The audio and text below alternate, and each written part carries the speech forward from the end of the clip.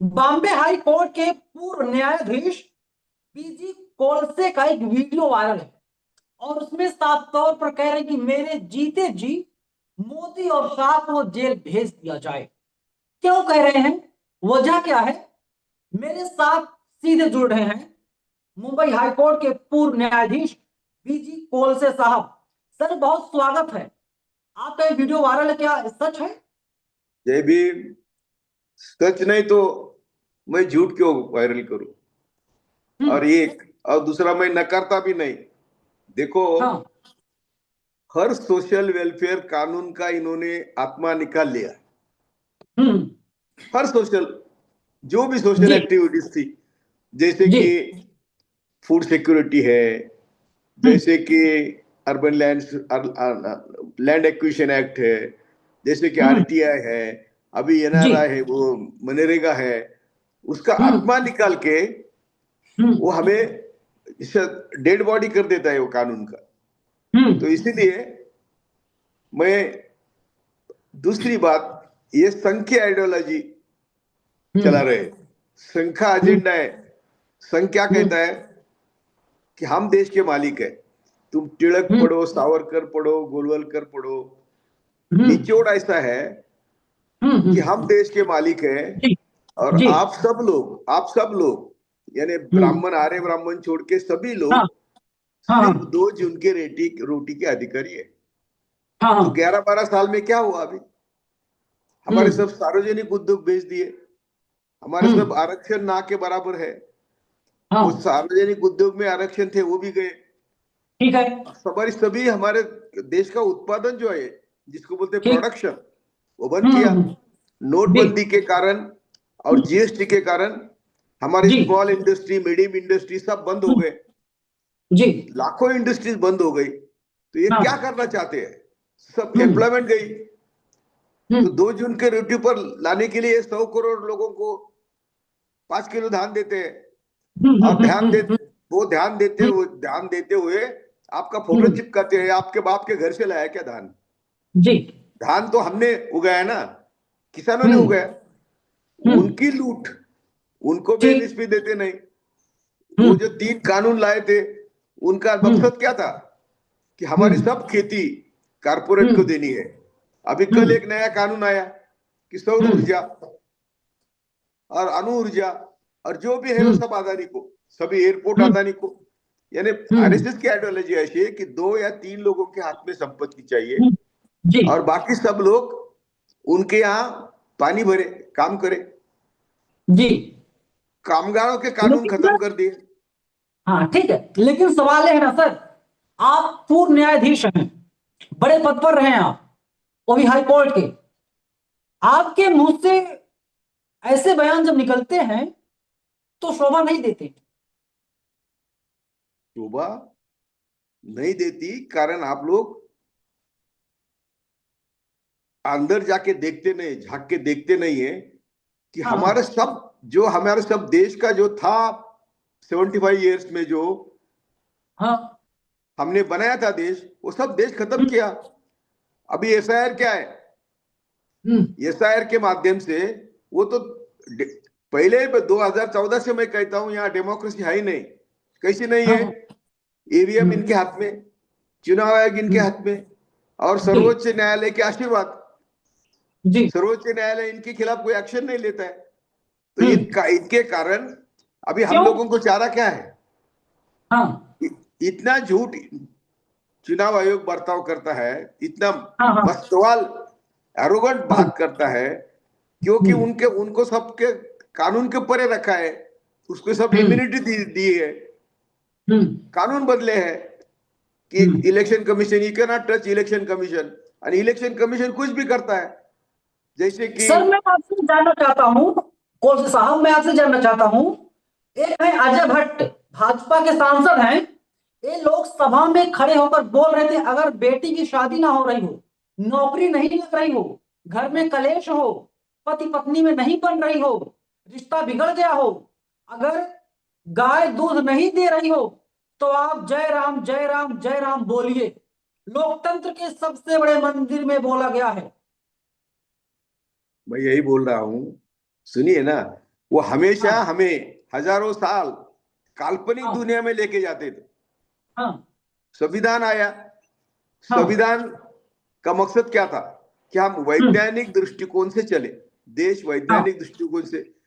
जी अंबेडकर जी, नेहरू, महात्मा गांधी, सरदार जी पटेल, जो भी सब नाम, मौलाना आजाद, उनकी क्या इच्छा बिल्कुल थी कि हम वैज्ञानिक दृष्टि से चले। ये बिल्कुल। हमें सिर्फ सिर्फ काल्पनिक दुनिया में लेके जाते हैं। हाँ। हमारा देश अभी 500 साल पीछे गया है। क्यों गया है? हम्म ये रामायण हम्म महाभारत हमको इतिहास बता रहे हैं। राम की बात हम्म करते हैं, हम्म कृष्ण की बात करते हैं, और हम्म। हिंदू मुस्लिम एक ही उनका टारगेट है, हिंदू मुस्लिम हाँ पाकिस्तान। हाँ हाँ हाँ। अभी तो आप हम्म। बोले ना, सुनिए अभी, कि आप बोले कि आप ऐसा कैसा बोल सकते हैं। गोधरा हाँ से पहलगाम तक का हाँ। इतिहास देखो। हम्म। गोधरा, अभी कल्पना करो एक डिब्बा है जी और वो चल रहा है, तो कोई ना कोई ठीक बाहर है। आएगा ना। ठीक। अरे बच्चे भागेंगे ना। रास्ते हम्म। सब बंद कर दिए थे। किसने कर बिल्कुल। दिए थे? वो क्या बाहर से नहीं हो सकता? हम्म अभी सुनिए, तुमने बोला तो मैं बोल रहा हूं हम्म। कि इतनी मुझे नफरत है इन लोगों से कि गोधरा हाँ से पहलगाम तक एक भी ठीक। एक भी आंदोलन की जांच नहीं हुई, एक भी आतंकवादी हाँ की जांच नहीं हुई। हाँ इन्होंने ठीक है। 18 बॉम्ब स्फोट करे, वो हाँ। परिवार ने, और नाम मुस्लिम को लेते थे। हम्म कॉन्स्पिरेसी क्या थी? कॉन्स्पिरेसी क्या। थी कि हाँ हमें हिंदू राष्ट्र चाहिए। ठीक कॉन्स्पिरेसी थी हमें नेपाल ठीक से, इसराइल से मदद मिल रही है, ठीक। हमें मुस्लिम बस्तियों में बॉम्ब स्फोट करने हैं, हिंदू मुस्लिम झगड़ा लगाना है। और कौन हम्म करते थे बॉम्ब स्फोट? हिंदू, आरएसएस के पदाधिकारी बम स्फोट करते थे और मुस्लिम हम्म बच्चों को अंदर डालते थे। ये हम्म। देश के एक अच्छे करकरे करके मिले, इन्होंने ये सब निकाला, बाहर निकाला। हेमंत करकरे। हेमंत हेमंत करकरे। करकरे, तब तक तो हाँ कुछ नहीं था। और हेमंत हाँ। करकरे को मारने के लिए इन्होंने क्या क्या नहीं किया, क्या क्या नहीं किया। आतंकवादी बताया हेमंत करकरे को। जी, हेमंत करकरे को गद्दार, आतंकवादी, देशद्रोही बताया। उन्होंने, मैं बोल रहा हूं कि आतंकवादी पाकिस्तान से आए थे। 26 ठीक। अकरा 2008 को, 26 अकरा क्यों चुना? जी 26 अकरा को आए, उनका काम हाँ था ताज और ओबेरॉय में क्या करना है करे। हाँ। लेकिन ये इंफॉर्मेशन जो उनको थी, हम्म यानी आईबी को हम्म थी, रॉ को थी, कि वो हाँ मिनट मिनट की इंफॉर्मेशन एफबी इनको दे रहा था, हाँ अमेरिका की एजेंसी दे रही थी। ठीक। इन्होंने वो पास ऑन नहीं की महाराष्ट्र हम्म गवर्नमेंट को। जब वो हम्म आतंकवादियों का हमला हुआ तो करकरे और होम मिनिस्टर हम्म। हमारे आर पाटिल, ये दोनों साथ हाँ। बैठे थे। उसको हम्म वहां से ऐसी जगह भेजा हम्म कि जहां वो हम्म आतंकवादी नहीं थे, हिंदू हम्म आतंकवादी छिपे हुए थे कामा हॉस्पिटल में, और करकरे हम्म को मारा। बैलिस्टिक हम्म एक्सपर्ट का रिपोर्ट है कि करकरे हम्म को इस्माइल या कसाब की बंदूक के गोली से जख्म नहीं हुई है। तो कैसे, किसने हम्म मारा करकरे को? तो पुलिस के पिस्तौल से मारा, यहां से फट गया सब हम्म उसका। तो कौन ने मारा, किसने मारा? ये पुलिस के पिस्तौल उनके पास कैसे गए? और वो हम्म आतंकवादी जो थे कामा हॉस्पिटल में, वो इनका सब कार्यक्रम खत्म होने के बाद उनको पुलिस ऑफिसर्स ने पुलिस हम्म प्रोटेक्शन में वहां से बाहर निकाला। उनका काम हुआ था करकरे को मारने का। तो हम्म आपने जो पहला मुझे सवाल किया, उसकी आपको मुझे आपकी दया आती है कि मैं ऐसा कैसा बोल रहा हूं। वो मारे मुझे, हम्म वो डाले मुझे जेल में, मुझे मालूम, मुझे फिक्र नहीं है, मैं मरने को तैयार हूं। लेकिन देश के सामने मैं ही सच नहीं बोलूं तो कौन बोलेगा? अरे सब हमारे अंबेडकरवादी हम्म प्रत्यक्ष मोदी को मदद कर रहे हैं। जब हम्म देश संकट में है, हम तो चुनाव हम्म लड़के जीत नहीं सकते। तो बाबा हम्म साहब अंबेडकर ने कहा था कि हमें पासंग का काम करना चाहिए। पासंग का मतलब समझते हो ना? जब वेट खराब होता है तो उसको पैच लगाना पड़ता है। देश संकट में है, उसको बाहर निकालने के लिए हमें भी पैच लगाना चाहिए। हम खुद सब लड़ेंगे। और क्या हो रहा है देश भर में? कौन है, कहा अंबेडकरवादी मोदी के खिलाफ खड़े हैं, बोलो। बोलने से होता नहीं, कृति से होना चाहिए। और कृति ऐसी है कि प्रत्यक्ष अप्रत्यक्ष मोदी को मदद हो रही है। तो मैं क्या करूं? मेरे पास तो बोलने सिवा कुछ नहीं है, और सत्य बोलने सिवा कुछ नहीं है। तो ये जो सत्य बोल रहे हैं हम, ये एंकर की आदत है। जानबूझकर जी। मुझे तुमने उकसाया और मुझे बोलने लगाया। तो हाँ मैं हाँ इतना ही बोल रहा हूं कि हाँ। आज देश में इतने भयंकर संकट में है कि हम आगे जी। 500 साल भी देश को 2014 के पहले का भारत नहीं देख सकते। हम्म। कोई भी सत्ता पर आएगा, देखो पहले से जी। तो एक बात ऐसी है हम्म। कि 1925 100 साल हो गए जी। आरएसएस को। जी। सबसे जहरीली ताकत है दुनिया में, सबसे जहरीली जमात है आरएसएस वाले। इन्होंने क्या किया? ये सब, हम्म। वो हेडगेवार कांग्रेस का हाँ। नेता था, उसके अच्छा। अध्यक्षता में कांग्रेस की मीटिंग होती थी। जब हाँ हाँ महात्मा गांधी ने बोला कि हाँ हाँ देश सबके लिए है ये देश, हाँ। और ये सिर्फ हिंदुओं के आप लोग करेंगे तो अच्छा नहीं होगा, तो इन्होंने वो छोड़ दिया और आरएसएस की स्थापना करी। हम्म। हेडगेवार कौन था? एक ब्राह्मण हम्म। फैमिली में पीड़ित बच्चा था।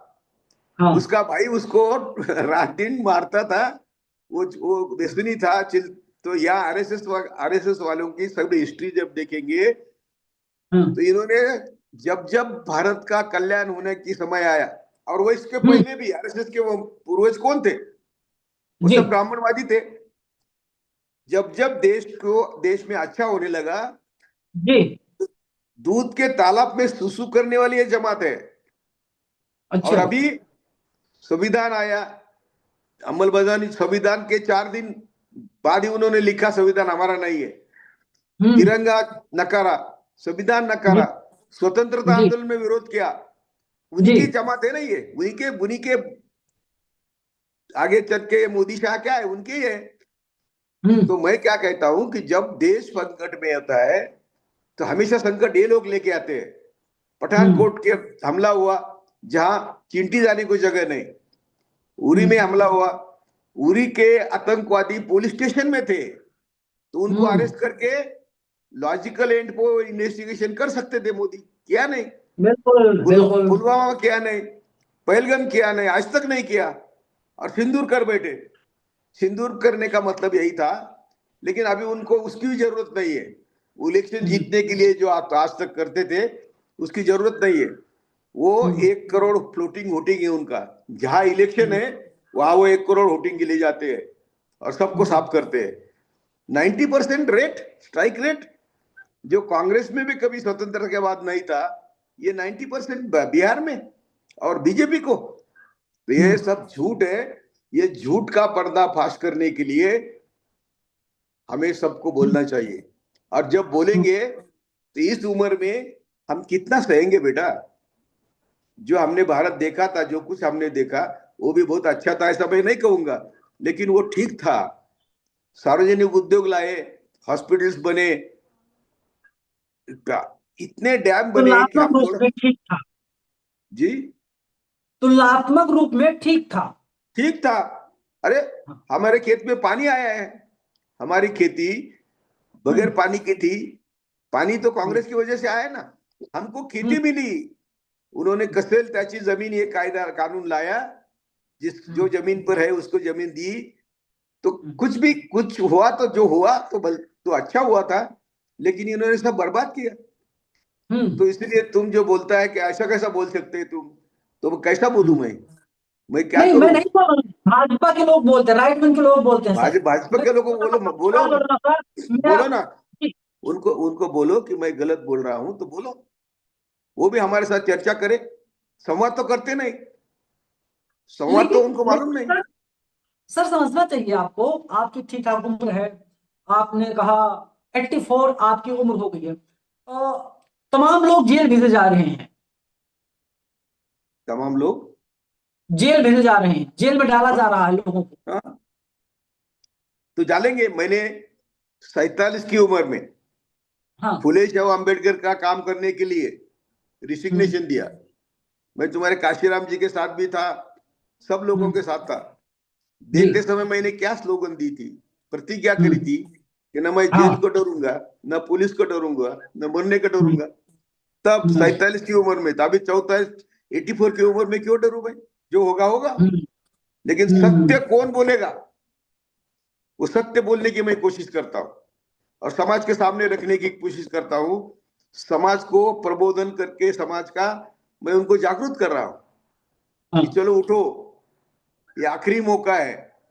यदि हम नहीं इनको रोकेंगे, और वैसे वो रोकने वाले नहीं है, रुकने वाले नहीं है, वो हम्म मिलिट्री रूल लाएंगे, कुछ भी करेंगे, लेकिन वो सत्ता नहीं छोड़ेंगे, क्योंकि उनको मालूम है जिस टाइगर पर वो बैठे हैं, वो टाइगर जब मर के नीचे उतरेंगे तो ये उसको टाइगर खा जाएगा। तो इनको जेल में जाना ही है। ये मेरे हाँ गुरु मेरे गुरु जस्टिस सावंत, जस्टिस हाँ कृष्णा और जस्टिस सुरेश ने अहमदाबाद हाँ दूसरा सेंट्रल का कमीशन था, उनकी हाँ हाँ इंक्वायरी करी।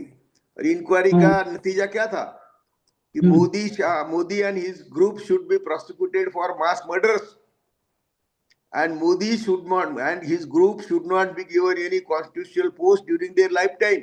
ये उनका हम्म रिकमेंडेशन था। लेकिन हम्म कांग्रेस में भी आरएसएस के स्लीपर सेल थे, उन्होंने मोदी को मदद करी। तो इसीलिए मोदी आज सत्ता पर है, नहीं तो मोदी तो अभी पहले भी जेल में जाना चाहिए थे। हम्म। तो क्या बोलते तू? आप ये चाहते हैं कि मोदी और शाह दोनों जेल में चले जाएं? नहीं, समाज को न्याय मिले यार। जो हम्म समाज सब भारतीयों को जितना अन्याय इन लोगों ने करा है, इनके पास जवाब नहीं है। साहब, इन्हें ऐसा एक क्यों? खबर आ रही है कि नरेंद्र मोदी का इस्तीफा हो सकता है अगले 48 घंटे में। तो कोई फाइल खुलने वाली है। वो सब सब उनका वो टीआरपी है। मुझे हाँ लगता है कि मोदी क्या करेगा, जब सब सब लोग विरोधी हो जाएंगे तो मोदी मिलिट्री रूल लाएगा। बेचारी मुर्मू प्रेसिडेंट है, हाँ तो उनको दबाव डाल, उन पर दबाव डाल के मिलिट्री रूल आएगा। कुछ दिन वो हम्म बिताएंगे, शायद हिटलर सर की आत्महत्या भी करेंगे, लेकिन आज हम्म तो वो सत्ता छोड़ेंगे नहीं। हम्म। ये मेरा ख्याल है। ईवीएम पर क्या ख्याल है सर आपका? आखिरी सवाल है, ईवीएम पर क्या ख्याल है आपका? अरे मोदी ने सीएम होते हुए 2009 में एक्सपर्ट बुलाए थे, हाँ और उन्होंने ईवीएम कैसा मैनेज करना है तब से सीखा है। हम्म और उसके बाद 2014 का ईवीएम मैनेज हुआ था, 2019 का ईवीएम तो सुप्रीम कोर्ट में कहा था। मेरा पिटिशन था, मेशराम का अच्छा अच्छा। पिटिशन था। सुप्रीम कोर्ट ने हम्म क्या कहा था कि ईवीएम इज नॉट डिपेंडेबल। हम्म तो अभी इसके ऊपर क्या चाहिए? और अभी जब फ्रांस में गए ना, कहा राहुल जी कहाँ गए अभी, तो वहां जाके उनके सुप्रीम कोर्ट में भी कहा था कि ईवीएम बंद। सिर्फ वो जो राहुल इंफ्रास्ट्रक्चर मांग रहा है ईवीएम का, तो वही मांग रहे हो। हम्म तो आज चारों ओर से हम अंधेरे में है, हम्म डेड वॉल है, कुछ हम्म चारा नहीं है। हम्म ऐसे माहौल में हमारे जैसे लोग चुप बैठेंगे स्वार्थ के लिए, कुछ पद के लिए, कुछ पैसे के लिए, तो हमारे जैसे और हम ही हैं। बिल्कुल, थैंक यू। जय भीम। जय भीम सर, जय भीम।